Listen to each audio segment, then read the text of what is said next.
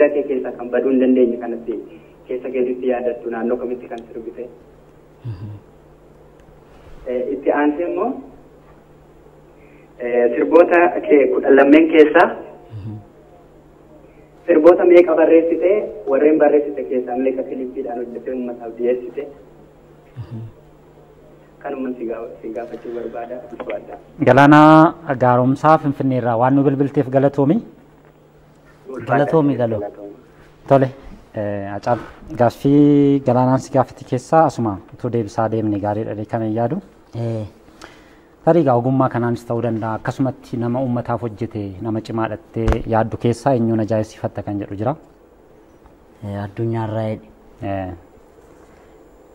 namoota lubbuun jiranii fi namoota lubbuudhaan hin jirredha. Addunyaarraa anaaf namoota lubbuun hin jirre keessaa Oromticha Adamisaadoon ajaa'ibsiifadha.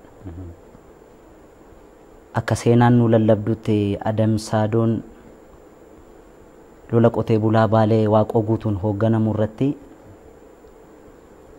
nafxanyoonni waraana isaan irratti banan irratti loowwan isaanii fixaniiru.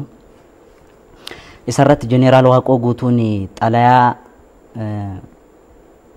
naabirmadhaa Oromoo Tuulamaatti ergaa ture. Kitaaba kanarra jira, kitaaba seenaa tokkorra jira. Adamsaadoof peejii 14 erge. Fuula 14. Yaa, fuula 14 erge.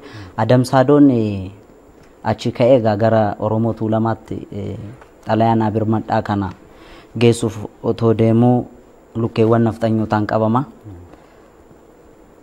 Gaafa qabamee to'annaa jala oolu battalumatti mana fincaanii nageessaa jedhe.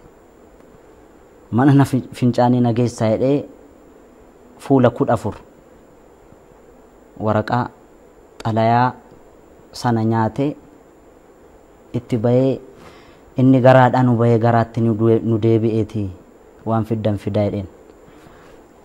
Nama kana gaa addunyaa irratti beekamuu baatus anis nama addunyaa irra jiraatu keessaa isa tokko, innis nama addunyaa irra jiran keessaa isa tokko, nama lubbuudhaan hin jirre.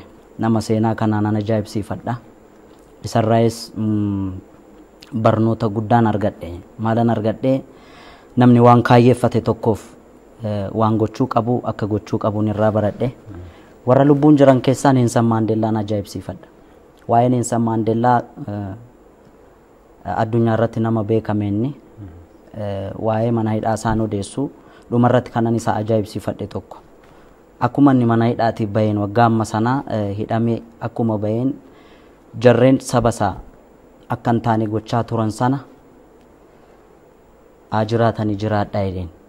Garuu inni irraanfannu waan nu gootan jedheen.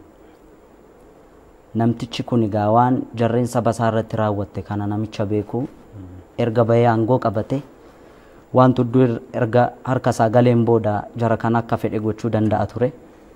Dhiifama goonaafi jedheen. Dhiifama gochuu isaa kanaan baay'een isaa ajaa'ibsiifadha Neelsan Maandeellaa inni lubbuudhaan jira. Tole.